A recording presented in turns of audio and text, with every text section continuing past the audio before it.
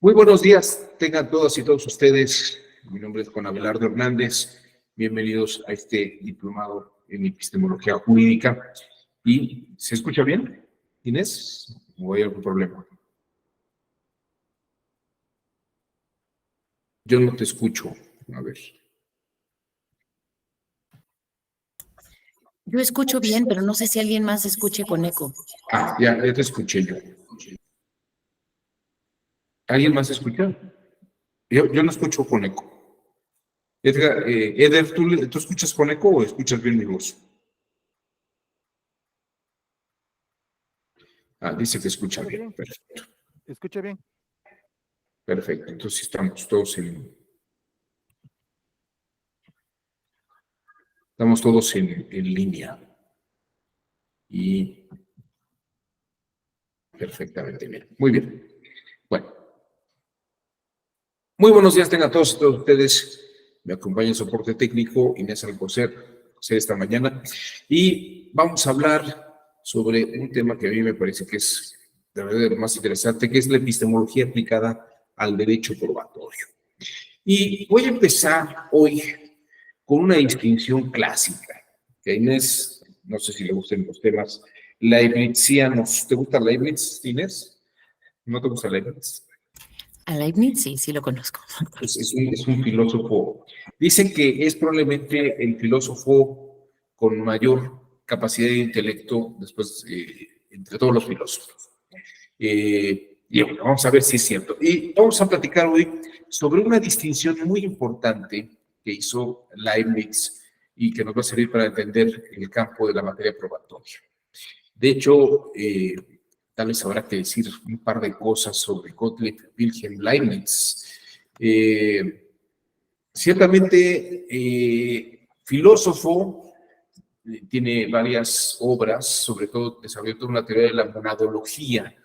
Y personalmente me parece fascinante porque cuando estudiaba yo pensadores, filósofos que desarrollaran estudio jurídico o lógica jurídica o razonamiento jurídico aplicable, el que me encontré con estas habilidades sin duda alguna fue Leibniz, porque aparte de filósofo y matemático, era jurista. Y lo que ustedes ven aquí enfrente, que es, tiene el título de Conditionibus, es su tesis doctoral en Derecho.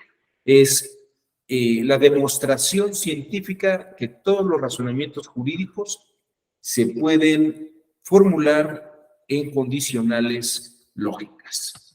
Y de hecho, esa es como una de las grandes lecciones. Otro de los libros importantes de Leibniz es un pequeño opúsculo de no más de 5 o 6 páginas, perdón, no más de 5 o 6 hojas. Leibniz escribía muy poquito, pero qué potente escribía este hombre. Este es un texto que se llama Ars Combinatoria, donde precisamente muestra cómo hacer razonamiento jurídico a partir de inferencias y combinaciones de elementos. Texto interesante y muy importante para todos aquellos que les interesan los temas de lógica jurídica.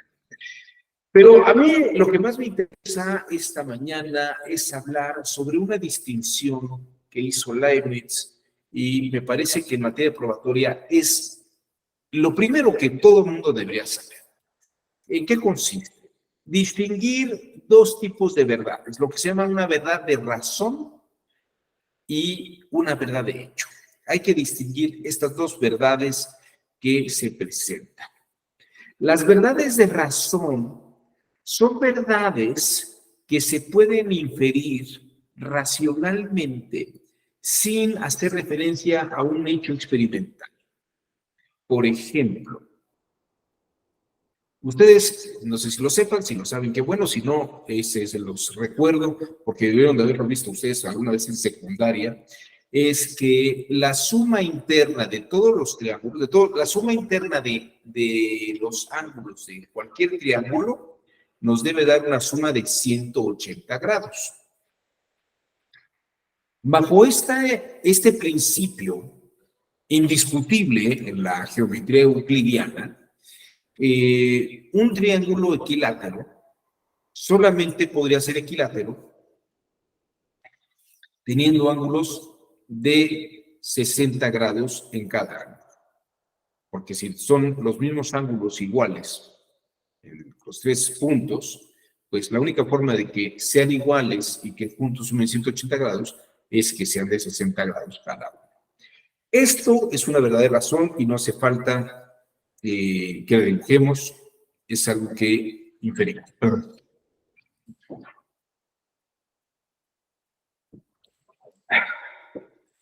Bueno, esto es una verdadera razón. Es una verdad que se infiere por lógica, ¿no? Que el todo es mayor que las partes, también se infiere por lógica. No hace falta que experimentemos y que tengamos una experiencia de hecho para que se vea que efectivamente las cosas son así. Por el contrario, las verdades de hecho, dice Leibniz, son verdades que se buscan sobre la experiencia real. Y aquí el ejemplo que les quiero poner el día de hoy es este tuit que salió en algún momento. Dice, ante el Tribunal Electoral del Poder Judicial de la Federación informa, denunciamos que en la elección de Campeche hubo urnas embarazadas.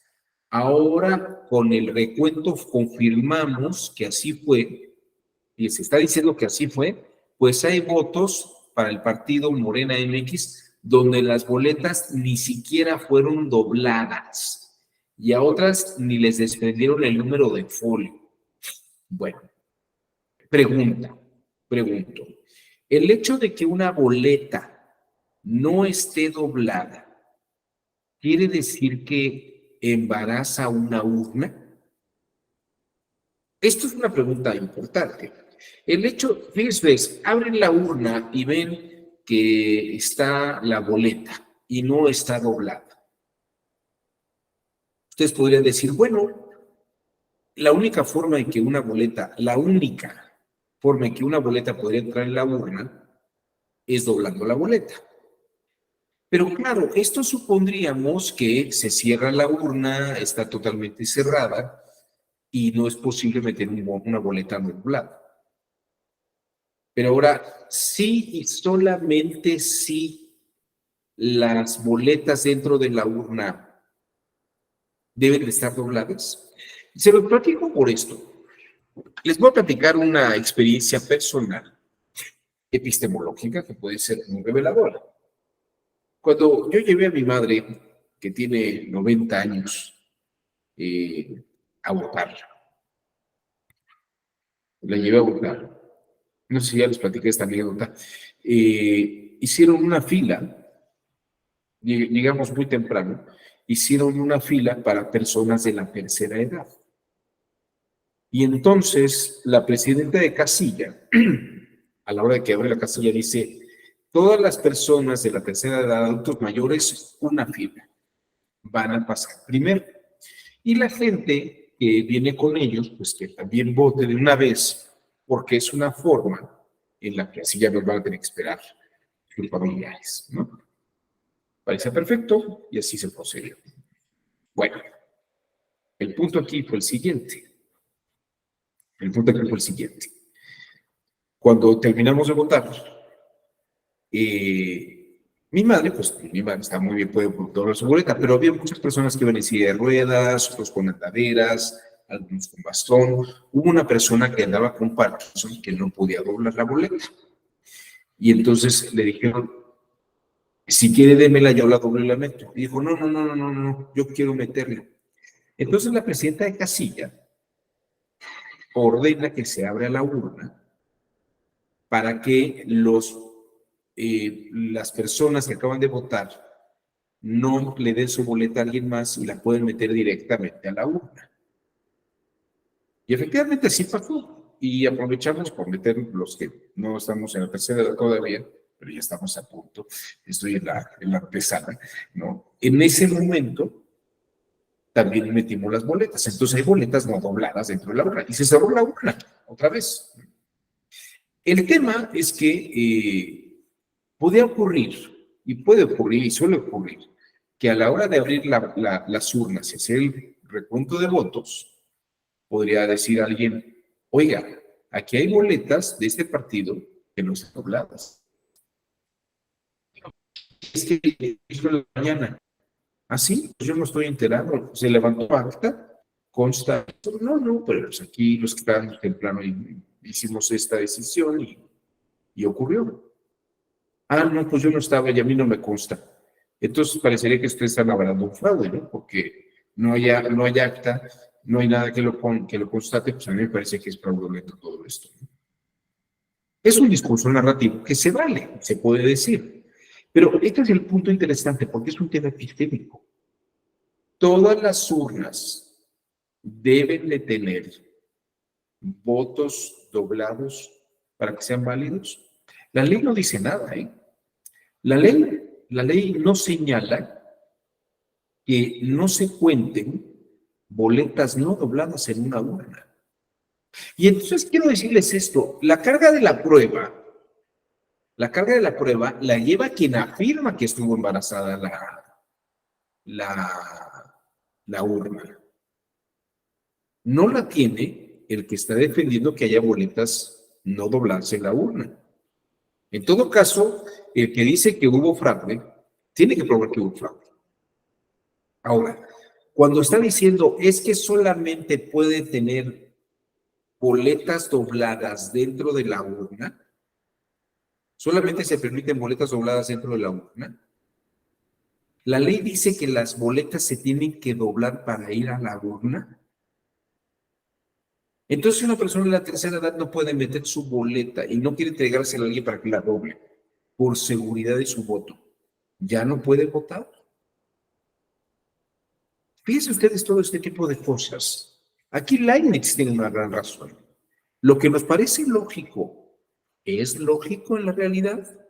Hay verdades de razón que no discutimos, como lo de los 60 grados, pero el que en las urnas solamente deba haber boletas dobladas es algo que es un hecho, que es invariable, o precisamente les acabo de dar una postura, una anécdota en la que precisamente ocurre esto.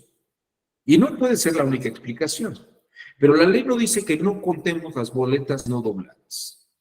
Entonces quiero que vean ustedes, este es el punto epistémico, donde parecería que razonamos como una verdad de hecho, perdón, razonamos a modo de verdad de razón, una cosa que debería razonarse como verdad de hecho.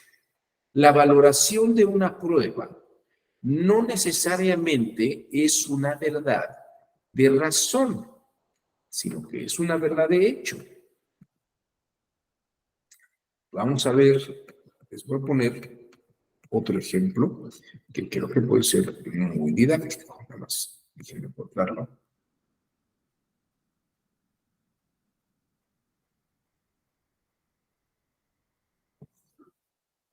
Lo encuentro aquí, a ver, lo voy a encontrar acá. Es que sí, de la trilogía.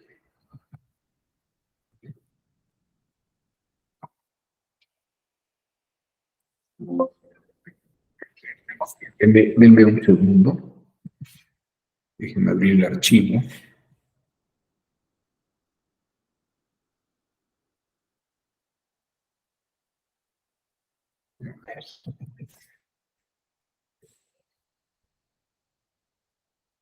No sé si hasta aquí hay algún comentario que abre el archivo, alguna duda, alguna inquietud.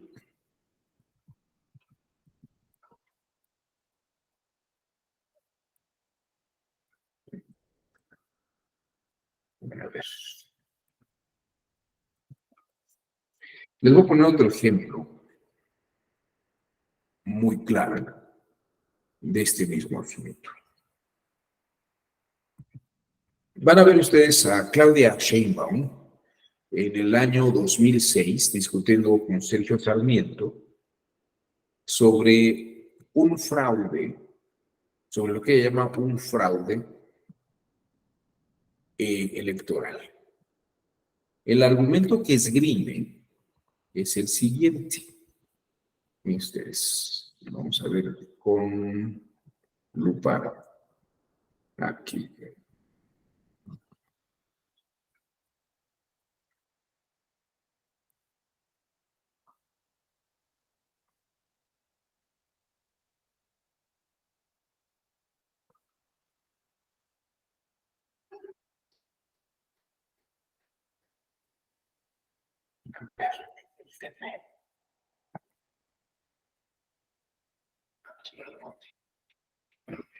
El argumento que esgrime es el siguiente.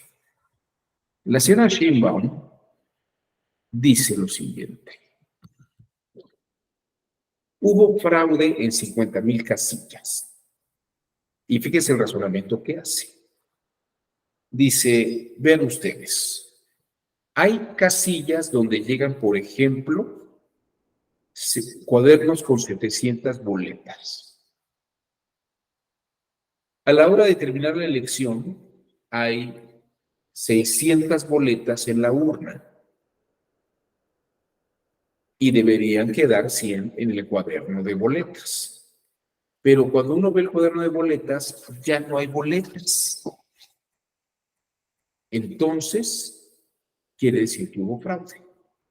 Repito, llegan los cuadernos con 700 boletas. Pasa la elección, se abren las urnas, se cuentan los votos. En la urna hay 600 boletas. Podrían sobrar 100, pero no están las 100 en el cuadernito. Y dice Sheinbaum, luego entonces hay fraude.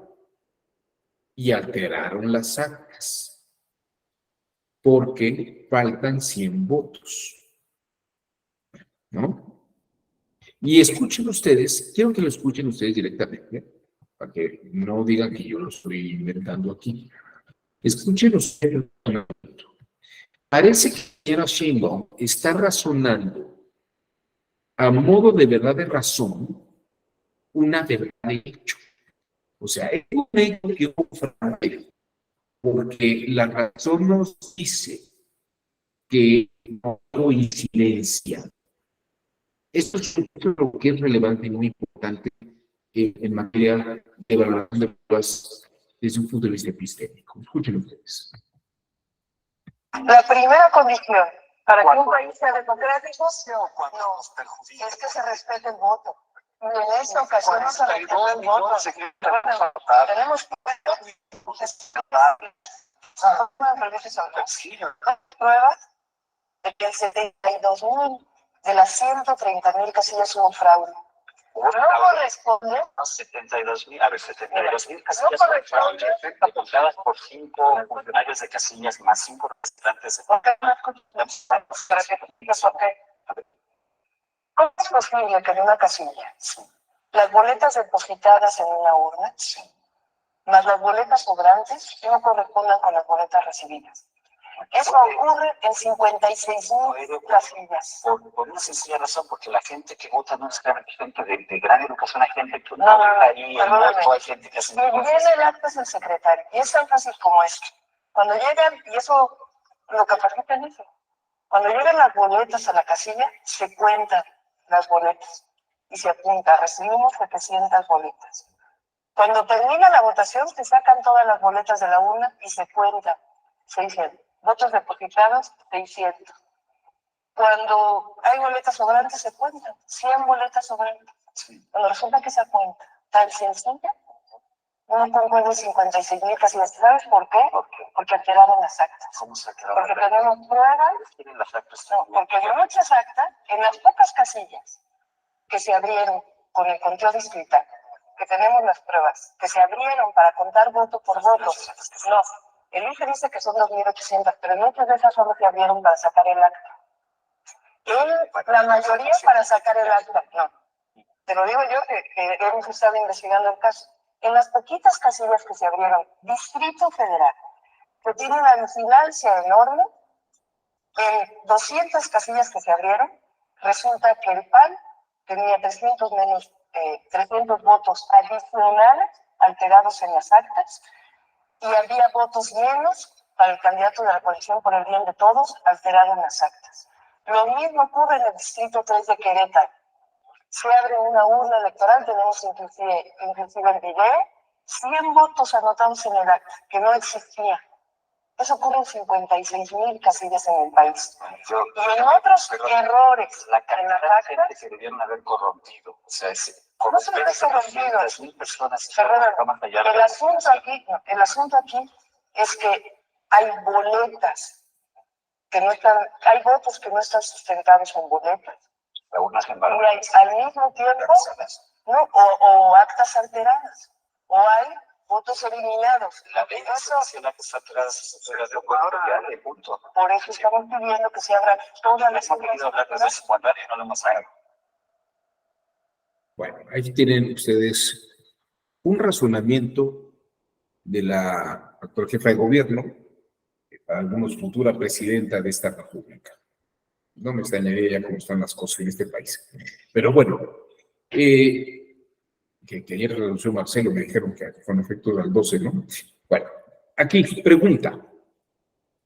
¿Está Claudia Sheinbaum razonando el fraude de hecho como una verdad de hecho o como una verdad de razón? ¿Dónde está la conexión que coteja la realidad?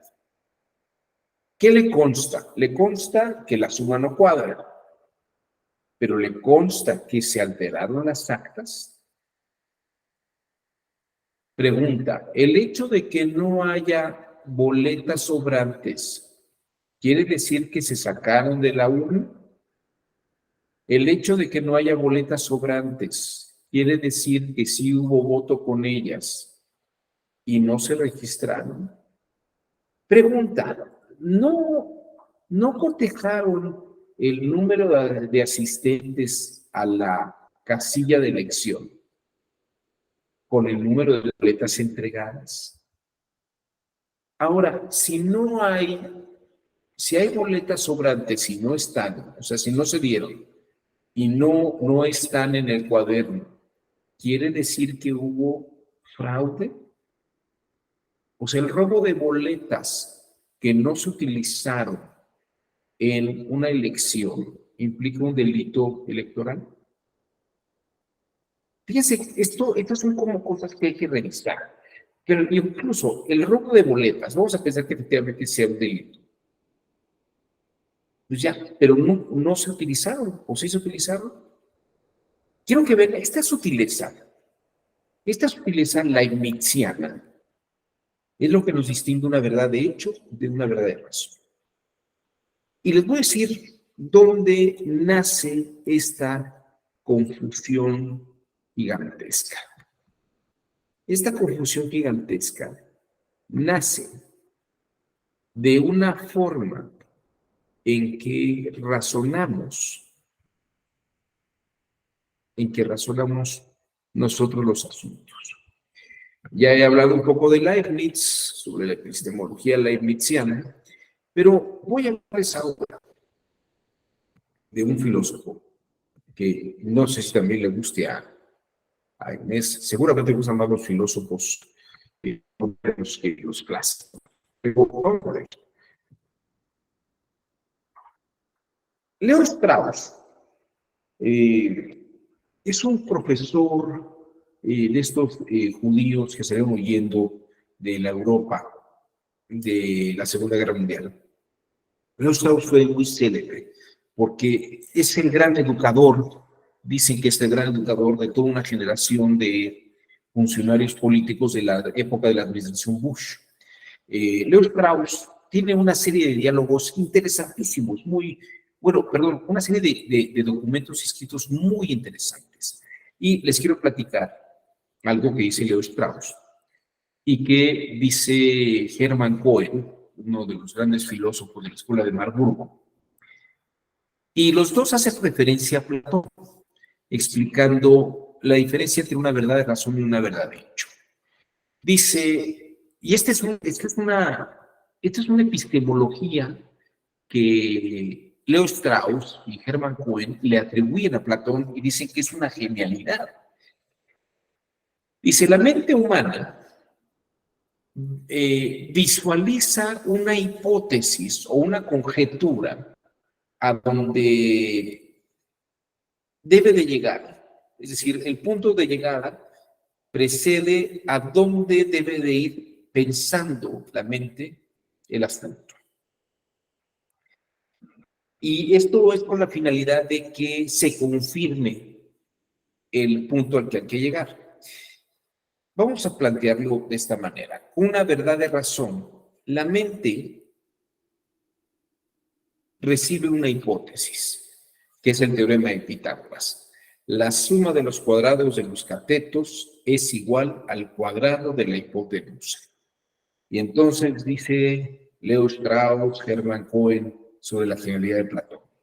La mente se dispara y va a la búsqueda de la confirmación de la hipótesis. Y efectivamente razona y ve que el cuadrado, que en un triángulo rectángulo, el cuadrado de los catetos coincide con el cuadrado de la hipotenusa, ¿no? Ahí tienen ustedes 9 y 16, 25. Y 5, 25. Este sería el proceso cognitivo de Platón, dice Leo Strauss y Hermann Cohen. Y es interesante porque la mente funciona de la misma manera y parece que inicia el pensamiento también de esa misma forma con las verdades de hecho. Por ejemplo, que les digan, hubo un fraude, ¿no? Hubo un fraude. La mente visualiza una hipótesis, una conjetura, y dispara su mente ya una vez que le dan esa conjetura. Hubo fraude. La detección, por ejemplo, la detención realizada en un caso particular, X cumplió con el debido proceso. El primer respondiente siguió el debido proceso. Y empieza a razonar la historia para ver si le cuadra. Pero fíjense que aquí está la gran lección, dice Leo Strauss, de Platón. Cuando hablamos de verdades de hecho, el armado de razonamiento a veces no cuadra, a veces no coincide. Puede haber elementos que coincidan, pero otros no. Esto que hace Claudia es incluso meter una verdad de razón para ver si nos cuadra con un fraude, ¿no? Con unas urnas embarazadas. En el caso de las verdades de hecho, cuando uno discurre, la conclusión parece que no es a donde queremos llegar. Y esta es la gran lección que dice Leo Strauss, que nos da Platón, con estas verdades de hecho, que no son matemáticas. Y dice, esto ocurre en los diálogos de Platón. Cuando Platón está con Protágoras y de pronto toca el tema de la justicia, pues les saben, discurren y llegan a decir que la justicia es sana, ¿no? Pero luego cuando está con Gorgias, Sócrates, el personaje de Platón en sus diálogos, llega a otra conclusión.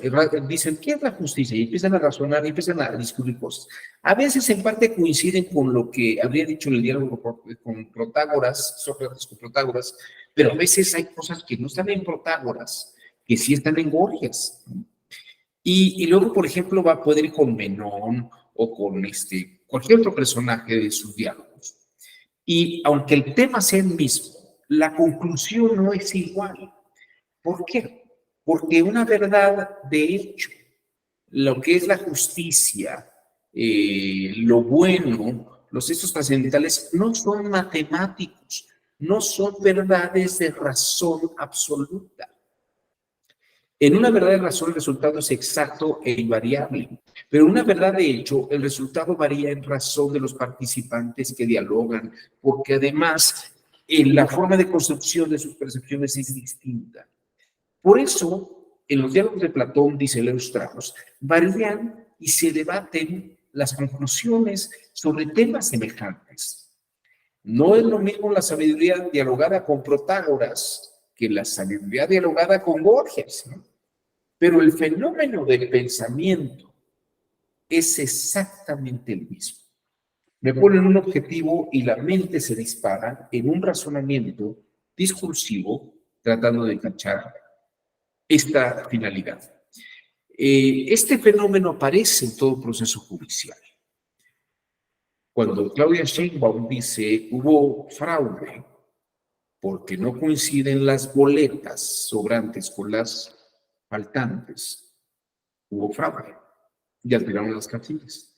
Y luego dice una serie de cosas que yo no veo dónde conectan. Es que hay más votos para el PAN que para la alianza PRD. Y porque faltan boletas, es que hay más votos, o precisamente en el acta hay más votos que no están en la urna. Esto nunca nos lo dice ella. La primera Sin embargo, fíjense que esto es muy interesante. Revisando casos semejantes y paralelos, porque no tengo todo, es que repite los casos, y los resultados son aislados de los resultados aislados se dice. Aquí arriba, representantes de Acción Nacional dijeron que encontraron el material electoral en bolsas negras, pero que encontraron material electoral en bolsas negras y no tuvieron una explicación. Ciudadanos representantes de partidos de la Comisión Municipal Electoral de Escobedo generaron un zafarrancho y protestas hacia el exterior del inmueble por el hallazgo de un presunto material electoral en bolsas de basura. ¿No? O sea, encontraron boletas, pero fíjense cómo le dicen, presunto material electoral. O sea, encontraron boletas, a lo mejor marcadas para un partido, en bolsas de basura. Bueno, la pregunta es, ¿toda boleta que está marcada en un bote de basura salió de una urna? O sea, es una verdadera razón. O sea, cuando vemos las boletas marcadas el día de la elección, ¿quiere decir que las sacaron de la urna y las tiraron por allí? ¿O alguien marcó las boletas sobrantes, arrancó boletas sobrantes, las marcó para un partido y las puso en bolsa de basura? Pero ¿quién se le podría ocurrir hacer una cosa así? ¿No?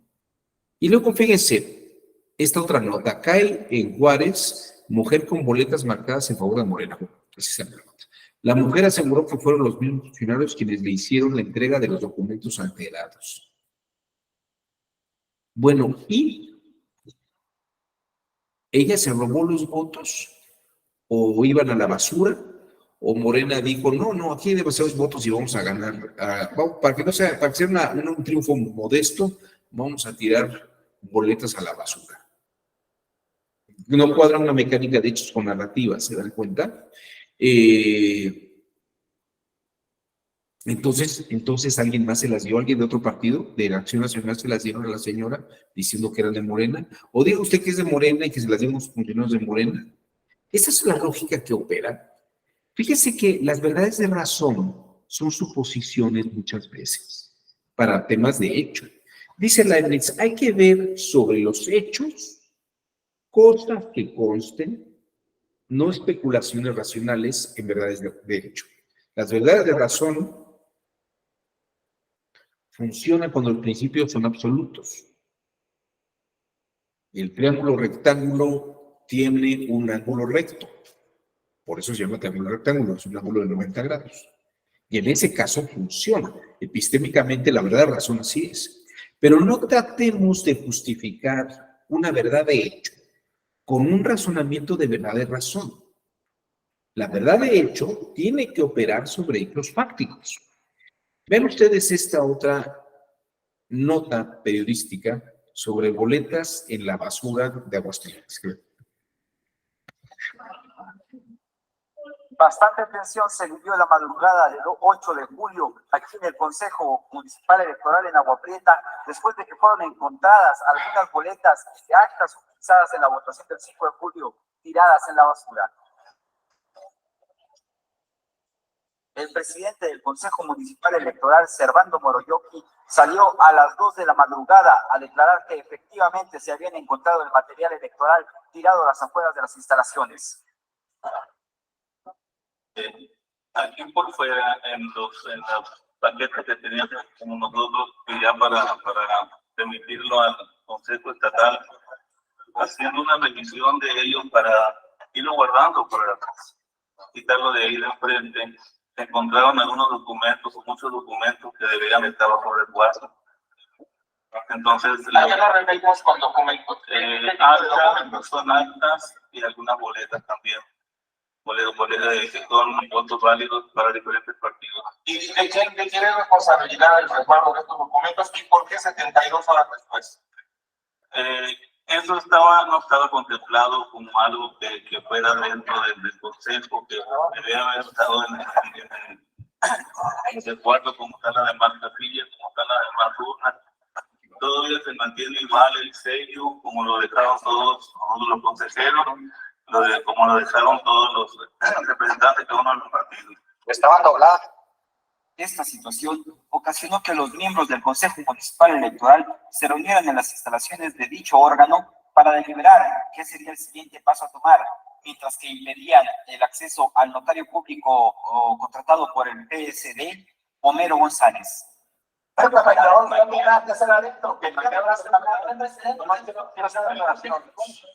esté aquí a la 1 de la mañana y son la 1 de la mañana y son la 1:30 y hasta ahorita no están permitiendo el acceso. Ok. Como para que se dé constancia de eso, ¿no? Todos de la 1 de la mañana aquí, de la 1:30 no dan acceso. Ya está. A ver, ¿qué pasa? Checa el recinto, por favor.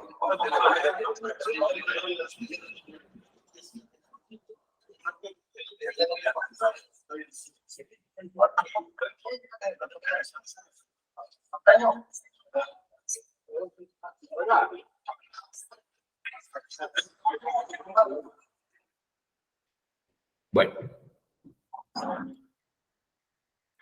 aquí tienen ustedes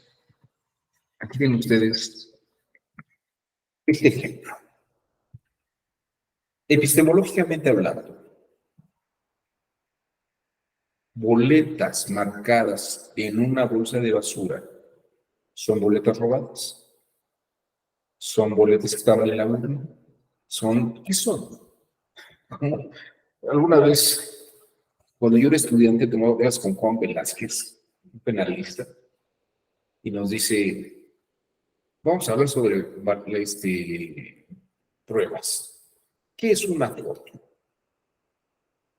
Entonces empezamos, ¿no? Pues un reflejo de la luz, de un evento, de un hecho. No, señores, una foto es una foto. No. ¿Qué es cómodas? ¿Qué es ¿Qué es una bala? No, pues acaba de que salió un cañón. Una bala es una bala, una foto es una foto, ¿no? Una boleta en un bote de basura, en una bolsa de basura, es una boleta en una bolsa de basura. Pero eso no quiere decir que haya estado en una urna. Eso no quiere decir que un elector la marcó. Eso no quiere decir que haya sido un voto robado. Esto no quiere, ¿qué quiere decir? No quiere decir nada. Porque una verdad de hecho, lo único que dice es que es un hecho que allí están las boletas, están en una bolsa de basura. Es un hecho de que faltaron boletas. Sí, es un hecho, pero ¿qué prueba? La verdad de hecho tiene que probar con hechos lo que se está afirmando. Una verdadera razón hace conclusiones al alto, vacío y en abstracto. Funciona muy bien en la matemática, funciona muy bien en la geometría, funciona muy bien en esquemas de todo, de partes y todo, en que el todo son la reunión de partes. Pero en una verdad de hecho no existen realidades matemáticas. Esto es una gran lección de la epistemología. Es una gran lección de la epistemología. Y cometemos este error o esta falla porque nuestra mente precisamente se dispara. Se dispara cuando vemos un teorema matemático y también se dispara cuando estamos buscando una razón de hecho. Estamos con una razón de hecho. Bueno, no sé si hasta aquí alguien quisiera comentar algo sobre lo que hemos platicado. ¿Les parece que es sensato? ¿Les parece que es algo que aventura una cosa ilógica? Bueno, vamos a seguir.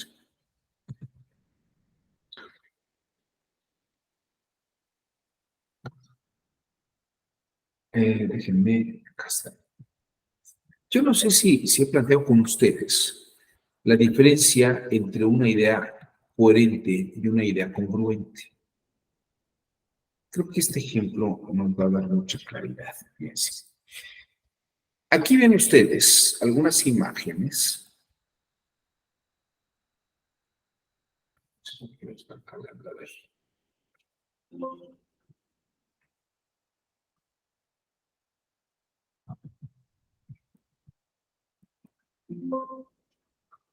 A ver, no me quiere dejar ver esto. A ver, vamos a hacer una cosa. Déjenme mostrar el video.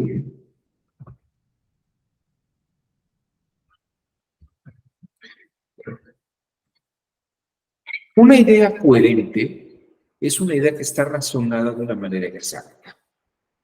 Una idea congruente es una idea que tiene una lógica aplicada a un caso real y un caso de hecho. Y miren, les voy a pasar, les voy a pasar un video con unas, les voy a pasar este, ¿no? Que es también muy ilustrativo.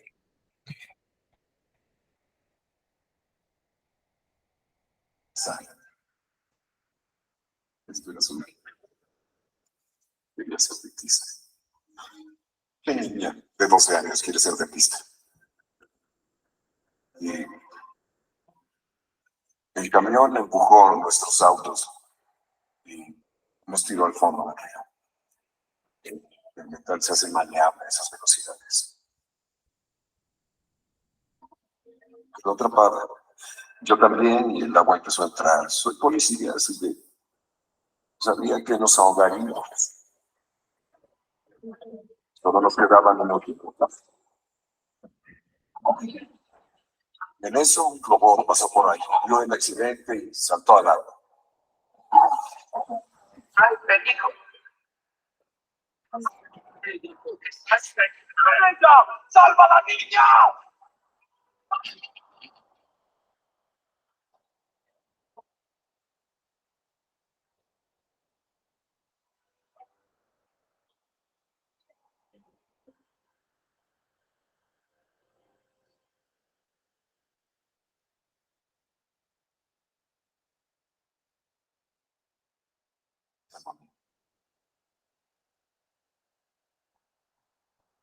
El cerebro de un robot tiene sensores. Debió leer los signos vitales y calcular que... Eso yo. Yo era la opción lógica. Calculó que yo tenía una posibilidad del 45% de sobrevivencia. Sara solo tenía el 11%. Era la bebé del hombre. 11% era suficiente. Un humano sabría eso. Los robots no tienen nada, solo luces y tornillos. Tú confía en los robots, James. Vámonos.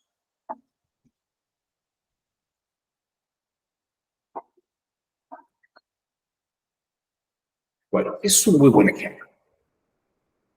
Hay verdades de razón. Podemos hacer cálculo estadístico, cálculo de probabilidades y tomar una decisión. Pero una verdad de hecho no funciona así. Las verdades de hecho no funcionan así. Nuestra realidad no tiene este carácter matemático ni estas precisiones y exactitudes que tenemos nosotros. Esa creo que es una de las grandes lecciones que tenemos que entender sobre las verdades de razón y verdades de hecho. Tomás de Aquino era este gran sabio medieval. Explica en un pasaje de la Prima Secunda, dice que cuando razonamos con principios universales, las verdades siempre son las mismas. Pero cuando los principios se tienen que aplicar a casos concretos, contextualizados, circunstanciados, entonces esa verdad de razón encuentra excepciones. no es la misma verdad, la de pensar a alto vacío que pensar en concreto. Tomás de Aquino nos dice tal cual, en la Prima Secunda: la razón especulativa trata principalmente sobre cosas necesarias. Por ejemplo, que un triángulo equilátero tiene ángulos de 60 grados o que un triángulo rectángulo tiene por lo menos un ángulo de 90 grados. Sus conclusiones particulares, como sus principios comunes, expresan verdades que no admiten excepción. Cualquier triángulo rectángulo que dibuje yo tendrá tendrá un ángulo de 90 grados, por lo menos. Y todos los triángulos equiláteros que sumen tendrán ángulos de 60 grados. En cambio, dice Tomás de Aquino, la razón práctica se ocupa de cosas contingentes, como son las operaciones humanas, y por eso, aunque en sus principios comunes todavía se encuentra cierta necesidad, cuanto más se desciende a lo particular, tantas más excepciones ocurren. Es decir, los principios que podemos pensar absolutos en un mundo contingente no funcionan así. Así pues, en el orden especulativo, la verdad es la misma para todos, ya sea en los principios, ya sea en las conclusiones. Pero en el orden práctico, o sea, en las verdades de hecho, la verdad o rectitud práctica no es la misma en todos a nivel del conocimiento concreto o particular. Bien, esta lógica funciona. En los evangelios, pues pueden ver ustedes el caso de la regla, dice que no se trabaja en sábado. Y el evangelio dice, bueno, entonces si se te cae un burro o una vaca al pozo, ¿no vas a esperar hasta el lunes para sacarla? O bien la máxima, a la mujer adúltera hay que apedrearla. Y en este evangelio Jesús, por ejemplo, tiene una lógica en la que razona que puede haber excepciones dependiendo del caso particular. No todo lo que toma lugar en la realidad se presenta de la misma forma. Existe una variación tópica, o sea, los tópicos en la realidad no son iguales en todos los casos. No podemos juzgar lo mismo en un hotel, en un casino, en un estadio de fútbol, en la casa de uno o en una casa hogar. Esta idea de Tomás de Aquino, fíjense que pensándola a fondo, me hizo mucho sentido con un libro de Michel Foucault. Que Michel Foucault tampoco es que haya sido ajeno a Tomás de Aquino. Michel Foucault estudia la lógica de la escolástica, y de hecho él tiene un hermano sacerdote, y él al final de su vida, hay cosas que tal vez ustedes no sabían, pero Michel Foucault al final de su vida se encerró, no como monje, pero sí se encerró en la biblioteca del convento, iba todos los días a encerrarse a escribir mientras le tocaba la muerte. Son de esas cosas curiosas y anecdóticas que uno conoce. Pero Michel Foucault escribió un libro que se llama La microfísica del poder, que parecería que desarrolla una idea que Tomás de Aquino planteó hace unos instantes, hace unos siglos, pero aquí hace unos instantes en el texto. Dice Michel Foucault, cada situación responde a su propia microfísica, y para comprenderla deben investigarse los principios y reglas del propio asunto en sí mismo. Fíjense, la microfísica de Foucault creo que es muy didáctica como una verdad de hecho. Les voy a decir por qué. En una verdad de hecho, dice Foucault, una persona puede tener una enfermedad. Puede tener tuberculosis, por ejemplo, ¿no? Y habla sobre un cuadro de un enfermo tuberculoso.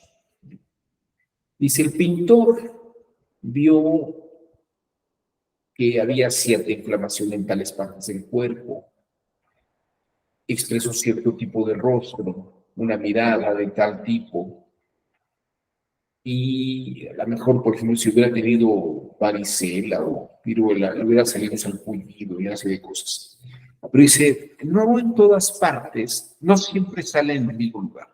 Es decir, en el ojo, junto al ojo, tal vez a algunas personas les sale aquí donde están las ojeras, a otras les debe salir a 3/4, a otras les sale en un costado.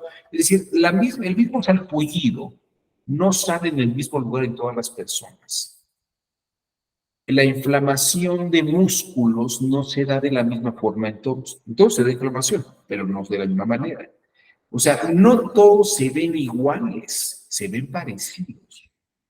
Pero esto depende de la vida de la persona, si era alcohólico, si era fumador, si hacía ejercicio, si no hacía ejercicio, ¿no? Todas estas condiciones particulares hacen que una enfermedad se manifieste de manera distinta. El principio de la enfermedad es el mismo, sí, pero a la hora de verla aplicada en casos concretos y particulares, la enfermedad no se ve igual. La enfermedad no se ve igual, se ve diferente. Entonces, dice Foucault, claro, tratar a un diabético con sobrepeso no es igual que tratar a un diabético de bajo peso. Tampoco es igual tratar a una persona con triglicéridos y colesterol alto que tiene hipertensión a que no la tenga. O sea, no todo el tratamiento siempre es igual. Los principios son los mismos, pero cada caso es particular. Y lo dice Foucault. Esta misma lógica, por ejemplo, cuando analizamos la elección en Iratenco Guerrero, no es igual que la elección que se lleve a cabo en Zamora, Michoacán, ¿no? O que se lleve a cabo en Celaya, Guanajuato, o en Baja California Norte, o en Mérida, Yucatán. No es igual. Las elecciones en progreso, incluso las elecciones en progreso en Yucatán, no son iguales a las de Mérida, Yucatán, ni tampoco las de Cancún, Quintana Roo. Cada caso tiene sus particularidades y hay que analizar esto como verdades de hecho en su contexto y su circunstancia. No existe entonces una verdadera razón que se aplique en la valoración de la prueba en todos los casos igual. Hay que valorar las pruebas en su contexto. A mí me gusta mucho esta idea de Michel Foucault de crear, dice, tal vez deberíamos crear una ciencia que fuera la ciencia del estudio de las cosas en distintos lugares. Porque la realidad no es un solo lugar, no es un solo topos. En griego la palabra topos significa lugar. No es un solo lugar. No es lo mismo, por decirles algo, cometer una falta, un delito en una universidad, que en un hotel, que en un restaurante, que en un convento. Los contextos son diferentes, las circunstancias son distintas, los parentescos no son diferentes. Dice Foucault, habría que estudiar el saber de los diferentes lugares. Y él acuña un vocablo, un neologismo que dice que sería el estudio de las heterotopologías. Si fuera el mismo lugar para todos en lo que estamos viviendo, la realidad fuera una sola, sería una isotopía. Pero como dice, todos los lugares son distintos. Hay que hablar de una heterotopología. Porque no toda la realidad es igual en todos los casos.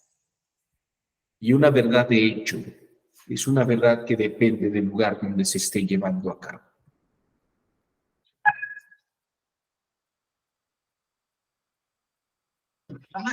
Dans un espace neutre, non, quand on aime dans les acteurs et les feuilles de culture.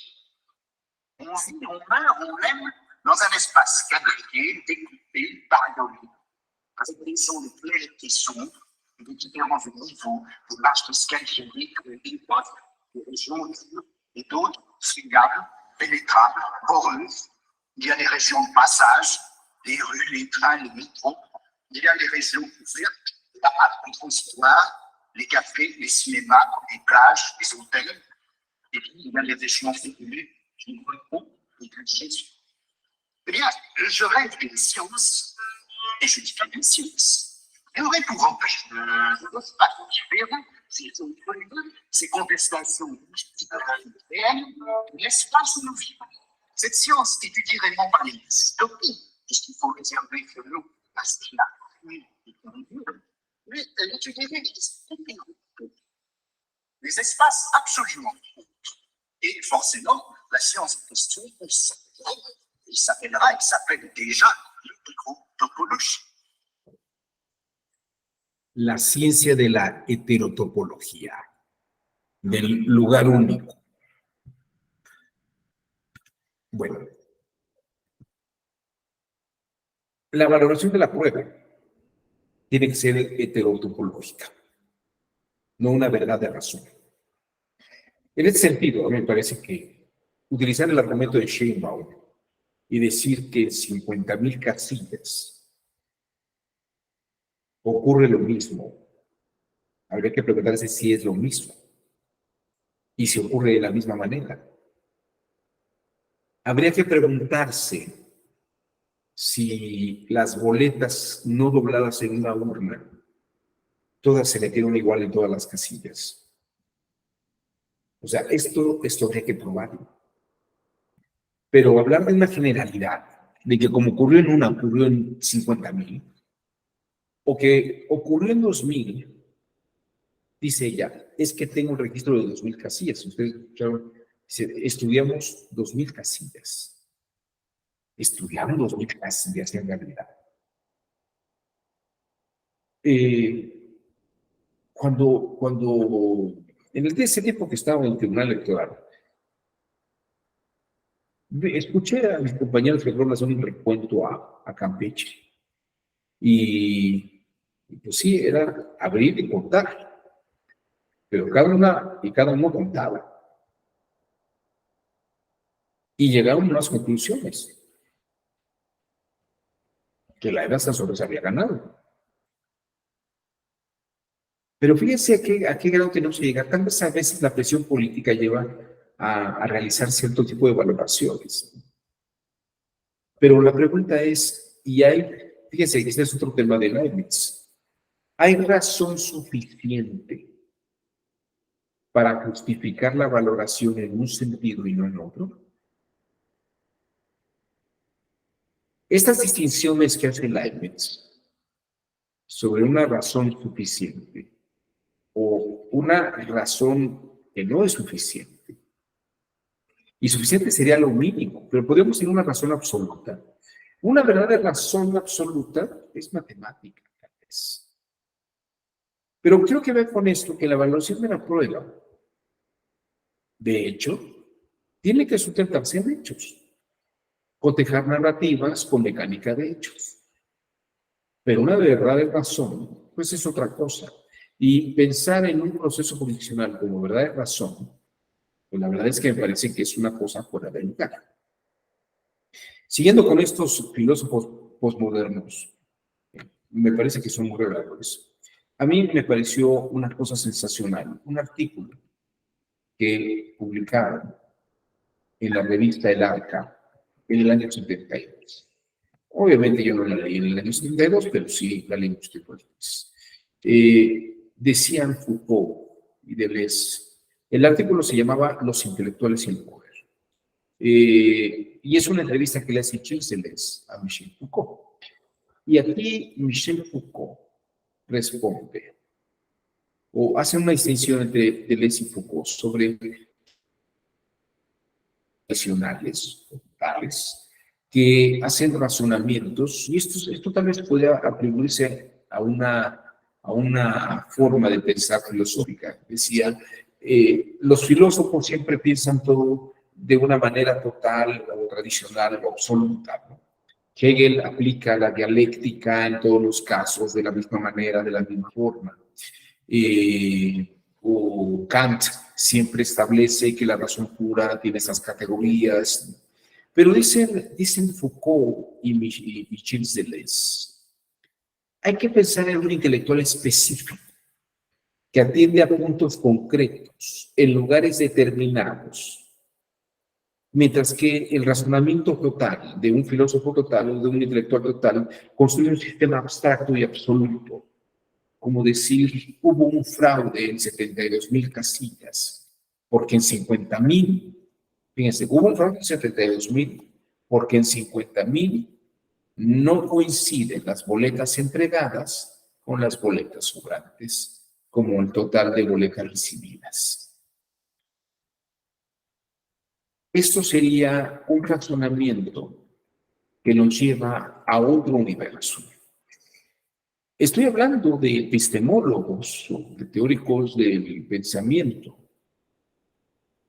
Gilbert Simondon, todavía mucho más atrás, maestro de Gilles Deleuze y de Guattari, escribió algunos textos sobre la individuación. Y fíjense, dice la individuación, escribe un texto que se llama La individuación a la luz de las nociones de forma y de información. Cada asunto tiene su forma y la manera de ser informada. Existe un modo de existencia de objetos técnicos, un modo de existencia de objetos artísticos, un modo de existencia de las cosas en particular. Cada cosa funciona de manera distinta. Une autre question que je voulais vous poser, monsieur le professeur, c'est celle de la distinction que l'on peut faire entre les objets techniques ouverts et les objets techniques fermés. Ah oui, c'est très important. C'est même peut-être le point essentiel de ce qu'on pourrait appeler la croisade pour le salut des techniques. C'est par là qu'on arriverait à leur donner une dimension de culture et à présenter leur parallélisme par rapport, par exemple, aux objets esthétiques. Quand un objet est fermé, cela signifie qu'il est une chose, mais une chose qui est complètement neuve et complètement valide au moment où elle sort de l'usine. Et puis après, elle entre en une sorte de période de vieillissement. Elle se déclasse, elle se dégrade, même si elle ne fuse pas. Elle se dégrade parce qu'elle a perdu, à cause de sa fermeture, le contact avec la réalité contemporaine, l'actualité qui l'a produite. Tout au contraire, si l'objet est ouvert, c'est-à-dire si le geste de l'utilisateur, d'une part, peut être un geste intelligent, bien adapté, connaissant les structures internes, si d'autre part, le réparateur, qui d'ailleurs peut être l'utilisateur, si le réparateur peut perpétuellement maintenir neuves les pièces qui s'usent, alors il n'y a pas de date, il n'y a pas de vieillissement sur une base qui est une base de pérennité, ou tout au moins de grande solidité. On peut installer des pièces qui devront être remplacées, mais qui, en tout cas, laissent le chalut fondamental intact et qui même permettent de l'améliorer. Car on peut bien penser qu'à un moment ou à un autre, si on trouve un outil de coupe meilleur pour une machine destinée à un travail impliquant la coupe, cet outil pourra être monté à condition qu'il ait les normes nécessaires sur la base et qu'ainsi la machine progressera avec le développement des techniques. Voilà ce que j'appelle l'objet ouvert. Bueno.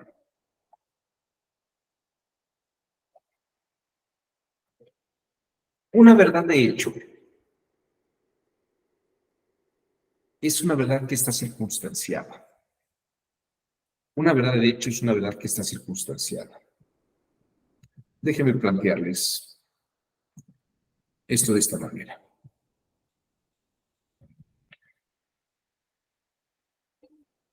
Este es un cuadro de Joseph Désiré Moritz. En una ocasión, hace muchos años, estaba yo en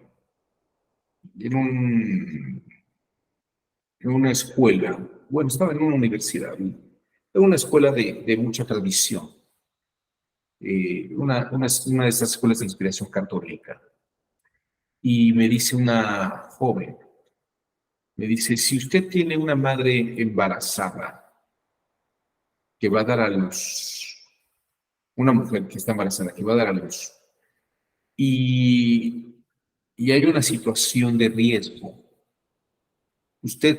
la madre no puede tomar una decisión porque está anestesiada, y el médico le pregunta a quién debería salvar primero, a la madre o al bebé, o la bebé. Y le dije, bueno, pero es que habría que ver el caso. Me dice, así, en abstracto, ¿salvamos al bebé o a la mamá? Le dije, mire usted, le cita a Tomás de Aquino. Esta no es una verdad de razón, es una verdad de hecho.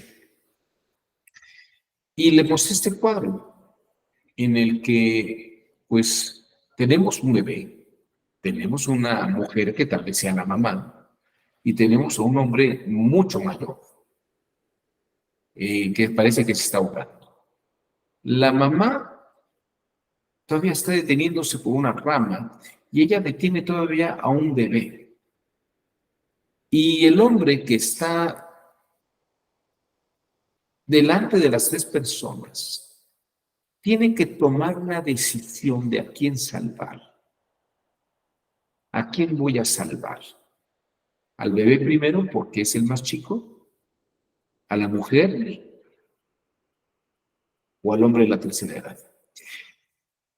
Parece que el niño y la mujer tienen un poco más de tiempo para ser salvados, como el robot de Yo Robot. Pero el anciano no tiene tanta oportunidad. Puede hacer un cálculo, pero también puede ver qué es más importante del momento. Y tomó una decisión, sabiendo que mide su tiempo y su oportunidad para salvar a todos en tiempo. Eso es lo interesante de este cuadro. Y le decía yo a esta joven, el único que podría determinar a quién hay que salvar en la circunstancia específica sería el mismo médico. Si el bebé tiene sufrimiento fetal y ya está ahogándose y no logra, sin el tiempo que tiene para salvarlo, no logra salvarlo, y eso puede provocar la muerte de la madre. Tal vez no es una buena idea salvar primero a la madre, ¿eh? Tal vez habría que salvar primero el producto. Si la madre tiene una preeclampsia alta, pero todavía no le viene un derrame cerebral, y todavía parece que por la edad, la condición, puede aguantar un poco más. Y la bebé, aunque puede tener sufrimiento espiritual, o el bebé que tenga sufrimiento fetal, puede salvarse, pues también el bebé. Ahora, si la madre, les digo, todavía no tiene ese derrame, y el bebé no está tan mal, ¿no? Puedo salvar primero a la madre. Todo depende de las condiciones. Las verdades de hecho no se resuelven como verdades de razón, si no caemos en precisamente lo que Will Smith en Yo Robot y nos expone y nos platica, ¿no? Ese punto esencial. Con esto, ¿qué he querido mostrar? En materia electoral puede haber afirmaciones, indudablemente, sobre irregularidades. Puede haber situaciones que se resuelvan normativamente, pero tal vez no se resuelven de hecho como deberían resolverse. El primer caso que me pidieron que yo revisara en materia electoral era un asunto de un municipio, creo que en Jalapa, pues ahorita no me acuerdo dónde, pero era una comunidad, era un municipio donde había 3 comunidades. Y por usos y costumbres siempre se hacían las elecciones en la comunidad de la cabecera, y las otras 2 comunidades pues se acoplaban a lo que se decide en la cabecera. Cuando el Instituto Nacional Electoral convoca a elecciones a todas las comunidades para votar y ser votados, las comunidades que no habían sido convocadas nunca históricamente por la cabecera, por la comunidad de la cabecera,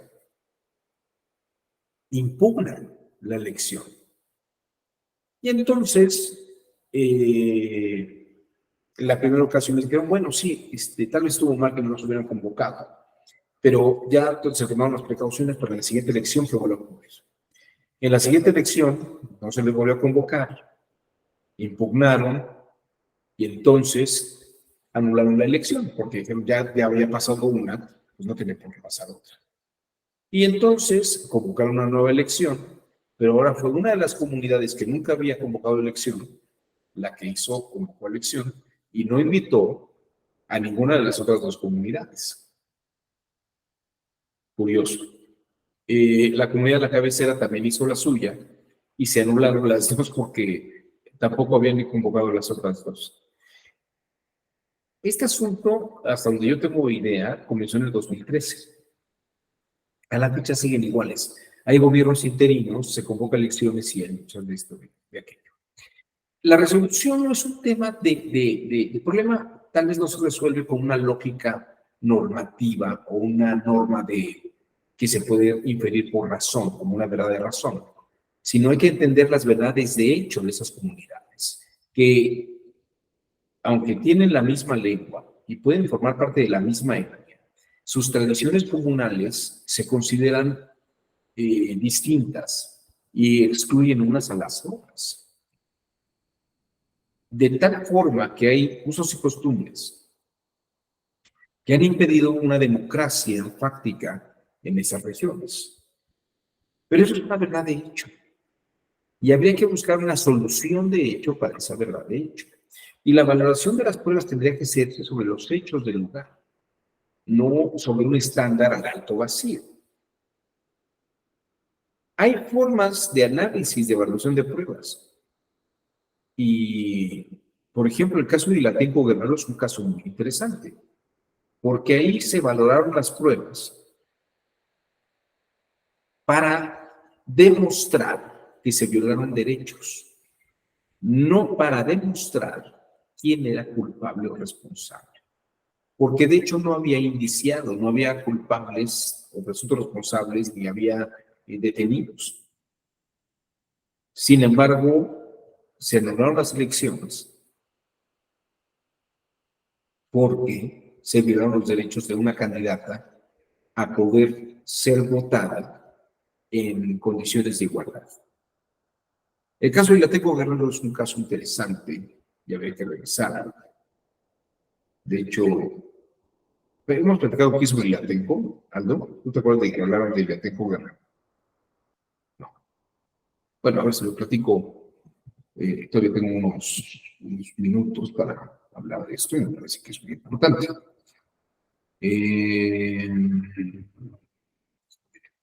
Sí. Acá está. En el caso de Ilatenco Guerrero, hubo lo que se dio violencia política de género, precisamente. Violencia política de género. Ahí está. Los candidatos eran estas dos personas.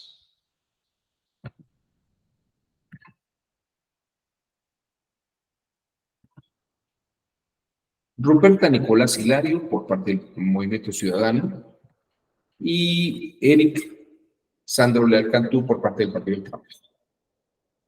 Todo iba muy bien hasta que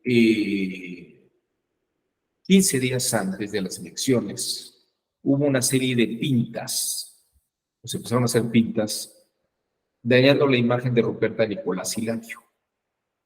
En síntesis ocurrió esto.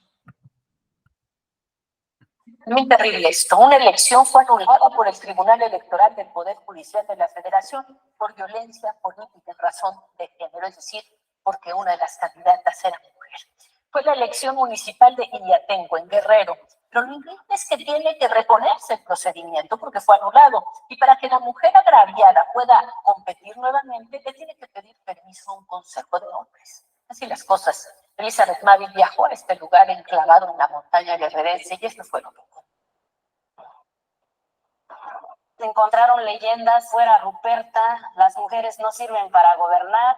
En otro donde dice, fuera Ruperta, ya comiste, ninguna vieja más en el poder, fuera Ruperta. Fuera Ruperta, es tiempo de los hombres, fuera Ruperta. En las calles, postes, sobre las carreteras, me decían que ya deja de engañar tanta gente, porque si no un día de esto vamos a ir por ti y vas a amanecer por ahí. Las pintas que aparecieron el pasado 28 de mayo en calles, carreteras, bardas y señales viales del municipio de Villateco, Guerrero, motivaron que el Tribunal Electoral del Poder Judicial de la Federación anulara la elección ganada por el candidato del PT, Alexandro Lea Cantú. No es válido que por obras fabricadas, desconocemos quién fue el actor, hayan tumbado una elección. Sí nos duele el fallo, porque no fuimos culpables. El tribunal argumentó que se ejerció violencia política de género en contra de la candidata Ruperta Nicolás Hilario, indígena mapa de 38 años, quien buscaba la reelección. Bueno, eso es interesante, porque no hay un detenido. Se puede presumir como verdad de razón que habían sido los del Partido del Trabajo los que pintaron eso, como una verdad de razón, confesar que siempre el que daña la imagen del otro es el contrincante, el adversario, el oponente, ¿no? Pero es así siempre como funciona así la realidad. Como diría Foucault, habría que analizar el caso. Y fíjense que toda la defensa, la queja, los agravios, cuando se presentó esto ante el Tribunal Electoral, sostenían: uno, estás violando el principio de indubio pro reo. Y estás señalando que fuimos culpables nosotros porque, pero no tienes pruebas para señalarlo. A esos dos argumentos, fíjense el razonamiento.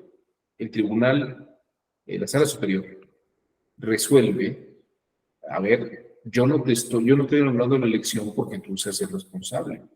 Y por lo tanto, yo nunca he dicho que haya sido tú y tampoco estoy poniendo en duda tu inocencia. No estoy violando el principio de indubio pro reo porque jamás estoy acusando a ti. Pero es que me cancelaste la elección. Sí, la cancelo porque está demostrado, ahí sí están las pruebas de hecho, que las pintas le hacen violencia política de género a Ruperta. Porque las mujeres no saben gobernar, dice el decreto, ¿no? Fuera las viejas no sirven, dice. Y todos los interiores de Ruperta. Bueno, ahí sí, me parece que eso es un hecho. Es un hecho que están las pintas, que tienen su nombre y que la están violentando por el hecho de ser mujer, ¿no? Además, disminuyéndola en su categoría de candidata. Eso es precisamente el punto. Entonces, ese tipo de argumentos eran los que se defendían. Decían, estaban sobre la carretera, ¿no? ¿Quién las va a ver en la carretera si son de alta velocidad? Bueno, si una carretera es una pista de alta velocidad, es una vía de alta velocidad. Pero eso no quiere decir que todos los que vayan por la vía de alta velocidad vayan a alta velocidad. La gente que vive en esas comunidades se va caminando de su pueblo o de su comunidad al lugar donde están las casitas.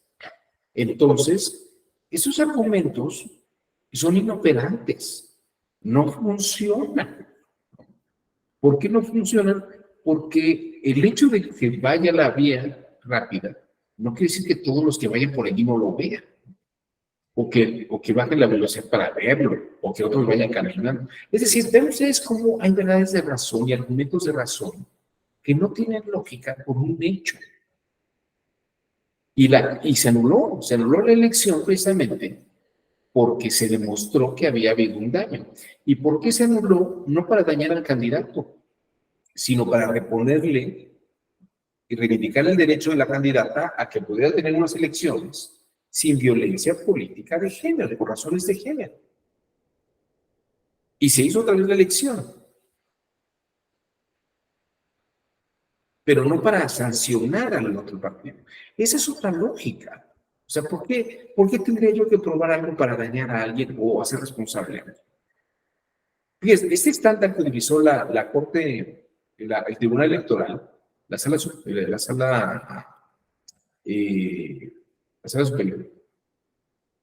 Aquí fue un razonamiento que utilizó el estándar de la Corte Interamericana de Derechos Humanos.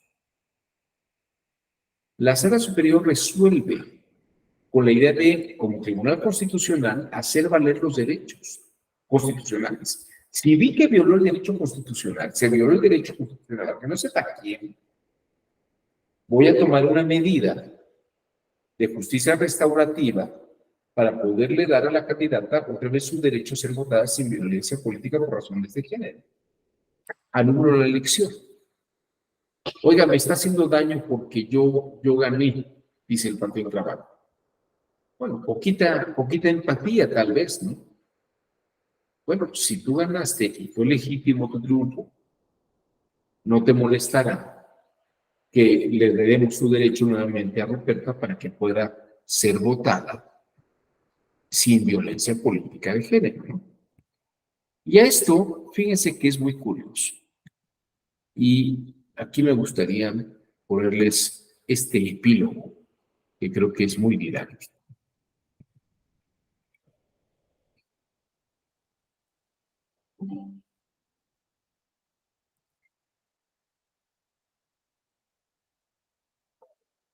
Y mire, luego de que el pasado 29 de septiembre el Tribunal Electoral anuló la elección para el Ayuntamiento de Iriatenco, esto es en Guerrero, debido a la violencia política de género, este fin de semana finalmente se llevó a cabo la elección extraordinaria para elegir al presidente municipal. El triunfo fue para el candidato del Partido del Trabajo, Eric Sandro Leal, quien precisamente fue el acusado de violencia de género. Esto fue lo que comentó al respecto. De la nueva elección que tenemos que realizar nosotros como Iriatenco, y pues ya está rebasado el tema, ¿no? de lo que el Tribunal dictó, y creo que hay un tema que nos preocupa a todos. Es lindo hacer todo ese tipo de actos. Bueno, el acusado de violencia política de género, y ahí está, elegido. Bueno, no está acusado. Ella dice que sí, pero en realidad ella no está acusado. Y ahí tienen ustedes una prueba pues, podría haber sido muy empático el Partido del Trabajo y decir, bueno, está bien, vamos a hacer una segunda, ¿no? Pero no quejarse porque les hubieran violado su derecho. Esa es una forma heterotopológica de valoración del poder. Fíjense que no se valoró de la manera tradicional, porque la condición no fue tradicional. Era una circunstancia, un contexto. La lección de la epistemología y que nos da Leibniz es no razonemos como verdades de razón, verdades de hecho. Y creo que para el mundo jurídico, sin duda alguna, una prueba indiciaria es más una verdad de razón que una verdad de hecho. Una prueba indiciaria requeriría muchos elementos indiciarios para cerrar el cerco y declarar verdaderamente una verdad de hecho fáctica, como razón suficiente para ser juzgada razonablemente con esa categoría en esas formas de pensamiento.